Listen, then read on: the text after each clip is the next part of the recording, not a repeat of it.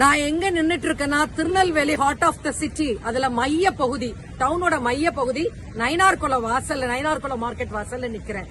நீங்க பாத்தீங்கன்னா குண்டு குழிமா சகதியா இருக்கு. எவ்வளவு மோசமா இருக்குன்னு பாருங்க. இந்த ரோடு எவ்வளவு மோசமா இருக்குன்னு பாருங்க. 100 வருஷத்துக்கு மேல இந்த நயினார்குளம் மார்க்கெட் இருக்கு. இங்க நல்ல காரியம், எந்த நல்ல காரியம் எடுத்தாலும் இங்கதான் காய்கறி வாங்குவாங்க. இது தனியார் மார்க்கெட் தான். 63 கடைகளுக்கு மேல இருக்கு. காலையில 4 மணில இருந்து 9 மணி வரைக்கும் ஜெகஜோதியா இருக்கும் இந்த மார்க்கெட். ஏழை எளிய மக்கள், வியாபாரிகள், அன்றாட காட்சிகள் இங்க வந்துதான் காய்கறி வாங்குவாங்க. ஒரு திருமண நிகழ்ச்சியா ஓடு நயினார்குளம் மார்க்கெட்டுக்கு அப்படின்னு தான் சொல்லுவாங்க. ஆனா இன்னைக்கு என்ன அவல நிலை தெரியுமா?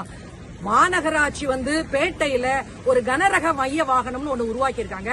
அதுல போய் வாங்கணும்னு சொல்றதுக்காக வேண்டி இந்த ரோட தோண்டி போட்டு இத சரி செய்யவே இல்லை. ஏழை எளிய மக்கள் எங்க போய் காய்கறி வாங்குவாங்க? இந்த அவல நிலைய பாருங்க. அடக்குமுறையை கையாளுகின்ற அரசு ஒருபோதும் வாழ்ந்து சரித்திரம் படைக்கவே படைக்காது. அடக்குமுறையை கையை விட்டு பொதுமக்கள் பயனுறும் வண்ணமாக ஆட்சி நடத்த வேண்டுமே தவிர இப்படி குண்டு குழியில மக்கள் விழுந்து சாகணுமா? இங்க பாருங்க என்ன நிலைமைன்னு பாருங்க. யாரும் இந்த ரோட்டு வழியா போக முடியாது. உடனடியாக இதற்கு தீர்வு கண்டு ரோட்டை தோண்டி நல்ல முறையில இந்த ரோட சரி பண்ணி தரணும்னு யாரும் கேட்க மாட்டாங்கன்னு நினைக்காங்க. பொதுமக்களுக்காண்டி நான் குரல் கொடுத்து கொண்டே இருப்பேன்.